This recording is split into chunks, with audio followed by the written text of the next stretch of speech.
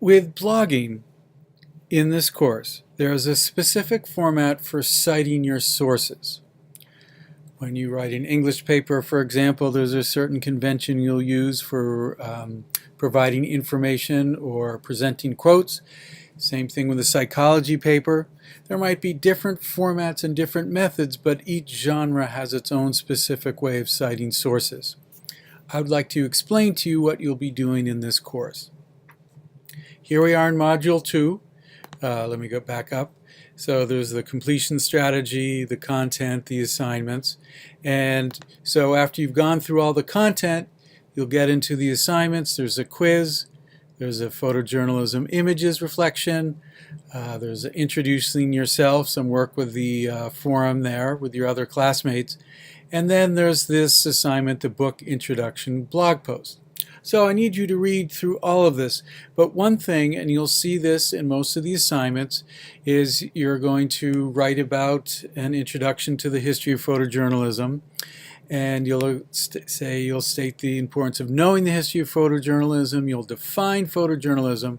But right here, we're looking at including 3 different and specific references to the Module 2 content material. Okay, I say make sure to watch the tutorial video below, which you're watching right now. And so what do I mean by making references to the module content material? Okay, so I've got right here, I'm working on a new blog post, and excuse me, when we go back to, you will have already read through the module content material. So let's take a look right here. And there's a quote right there, and in this module there's a lot of videos. Some of the other modules have some articles to read along with videos to watch. But say, for example, we're going to take a look at in your blog post, you're explaining what is photojournalism, and you've watched my video here entitled What is Photojournalism? And so I've prepared some statements already in a Word document so you don't have to watch me type. But say, for example, let me just cut this material here, bring it back to the blog. Say you wanted to say something like, in his video, What is Photojournalism? Professor Nordell says, a good way to look at it on a fundamental level is to divide the word into 2 words, photo and journalism. Okay, a couple of things. I pasted this in from a Word document, so the first thing I want to do is select the text and come right over here, and clicking on this button will remove the formatting. I suggest that you do your writing in Word or some other word processing software, and then, because if you write it in Word, you have spell check, you have grammar check, and so on, then come and paste it into your blog post, but make sure you come up here to remove the formatting, to remove any codes. Okay, so what I do want to put right here is whenever there's an article or video, I'm going to click on it to make it into italics. Now, this, whoops, that quote's going in the wrong direction.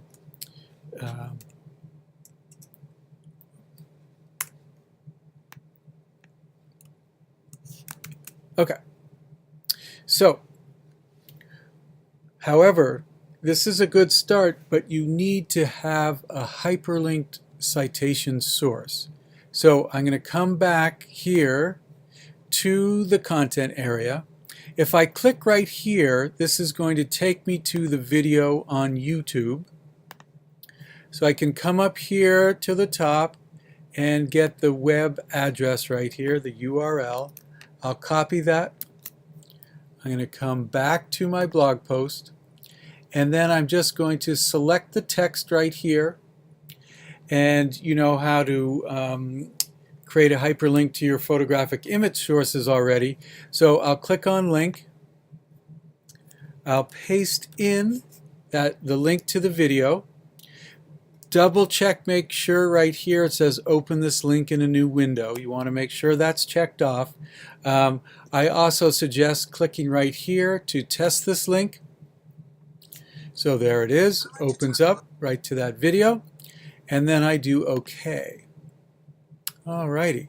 So I have in his video, What is Photojournalism? Professor Nordell says a good way to look at it, blah, blah, blah. So this is the proper format for having a correct citation. Now, let's take a look here. Say there was another video there. Again, I'm grabbing my prepared text right here. And so it has Zariah in the In Harm's Way video explains. Once again, I'm going to make sure to come in here, remove my formatting. I'll come back here. Here's the video right here. Once again, I'll click.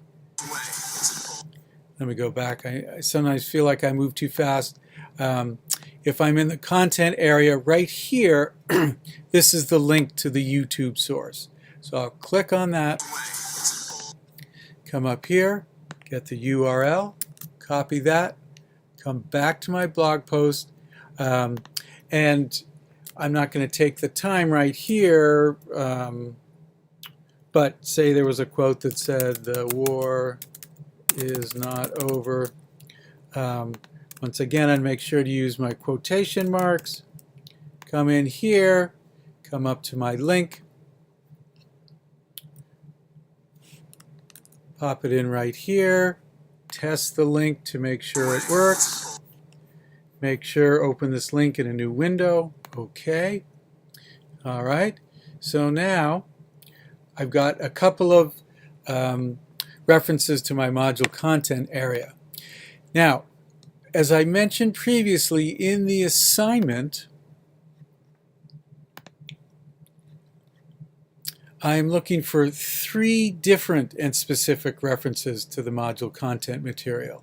So if I came in here and had another quote from Professor Nordell in What is Photojournalism, I would end up with 3 I'd end up with 3 references to the module content material, but they wouldn't be different.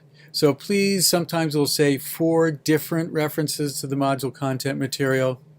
Now, just for sake of example, I mentioned in the content material here for Module 2, it's primarily videos. So I'm going to go to the content material.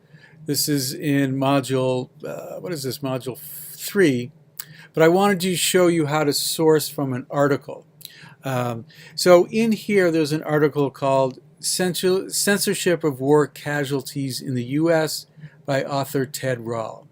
So if I click on the link right here, it takes me to the article. It's on the Al Jazeera website. I already prepared a little snippet here.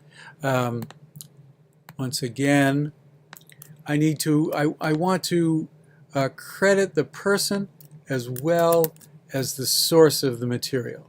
So I'll come back to my blogger and I'll say, Ted Rall writes in Censors of War Casualties in the U.S. Actually, let me just remove my codes and let me put this back into italics. Okay, so I'm here in the article. I just want to scroll down to where he says, okay, so this is a quote, so I'm quoting from the article. I'm copying and pasting the web, so you just need to avoid plagiarism. So I'm going to put a quote mark, I'm going to paste it in, and you can see it's come in a much bigger font. So I am going to come back up here to my Remove Formatting button. And so I have the quote. I'm going to come back to the article, get that URL, and then highlight the quote like that. Come up to my link, paste it in, make sure it opens in the new window. Okay, so this is our 3 different and unique and specific references because I've said who's saying it and where they're saying it. So that's as far as adding module content material. There will be times as you get into this where you will be doing your own research. And say you are trying to define what is photojournalism. Now, I just did a quick web search for what is photojournalism, and so say I have this definition right here. Photojournalism is the process of storytelling using the medium of photography as your main storytelling device. Okay, so if I take this, I'm going to copy it, and if I bring it back to my blog post, and if I just paste it in like that, I'm going to remove my codes, but if you paste that in and you don't have any attribution, that is plagiarism. And you want to avoid plagiarism. I know you've already read the plagiarism document that's part of the course. So once again, you would want to come into, let me see if I just have this. Okay, so you would need to look right here. This is Icon Photography School. The article is called What is Photojournalism? So we could come back here. Whoops, sorry. Let me get to my blog. Can I paste that? Okay, good. So I can say, ooh, when I pasted that in, that was huge, but I can remove the format. So Icon Photography School in the blog post, what is photojournalism? Answers the question as follows. Okay, I'd want to, whoop, I should probably put a question mark on there. I want to put this, oh, sorry. I just want to put it into italics. And I'm just using the hotkey for that. Let me undo that just for a moment. But you can always come up right here for the button to make it italics. And then I would come back to that website, grab my text. Oh wait, did I? Oh, sorry, I already put it in there. So I'll just bring that down here. Okay, so you can't just copy and paste without attribution. As I mentioned earlier, that's plagiarism. And then I need this URL right here. Come back to my Blogger and put in that link. Couple more things I want to show you just so we have all the bases covered. Say you're doing research on daguerreotypes, some of the earliest photography, that you might not just simply cut and paste from the web, but you might do some paraphrasing. You might take some information and put it into your own words. But if I just, actually, let me just paste in the part of this right here. If I just had this phrase right here, Louis-Jacques Mondet Daguerre spent years trying to figure out the first photographic process before publicly presenting his first successful images in 1939. I didn't cut and paste that from the web, but I learned this information from the web. So even if you aren't cutting and pasting, you need to let me know, where did you find this information? Because this wouldn't be something that you would just happen to know off the top of your head. So once again, I had this already written, but I found this article. So I'm putting it in as Malcolm Daniel in the article Daguerre and the Invention of Photography, explained about the origins of the earliest photography. So once again, I want to make sure, I'm going to come up here to remove my formatting, okay,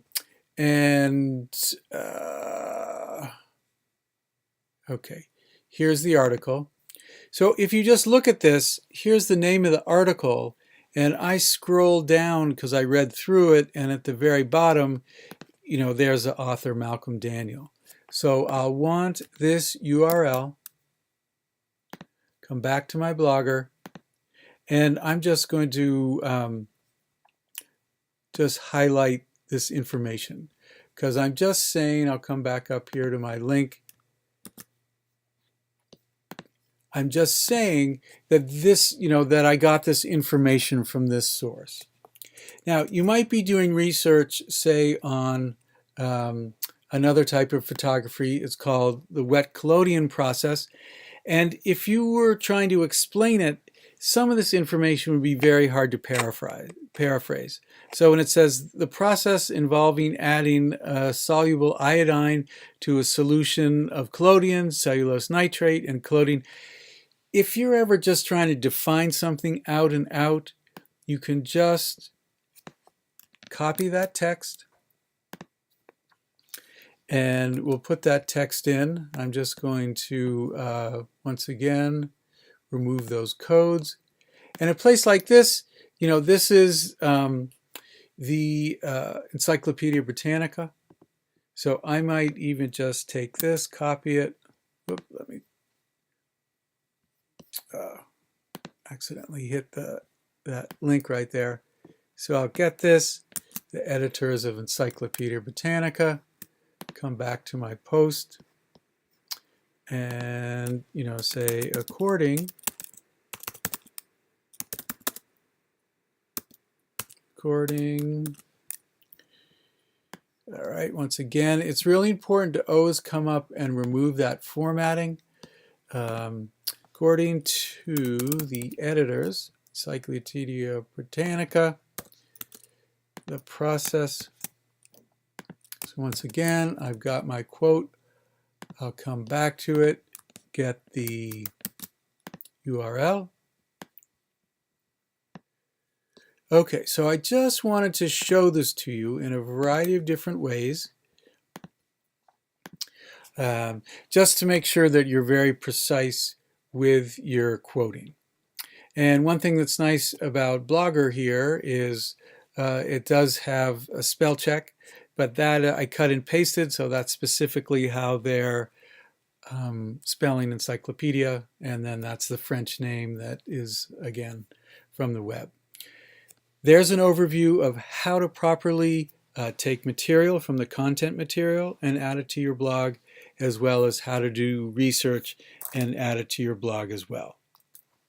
All right, there you have it.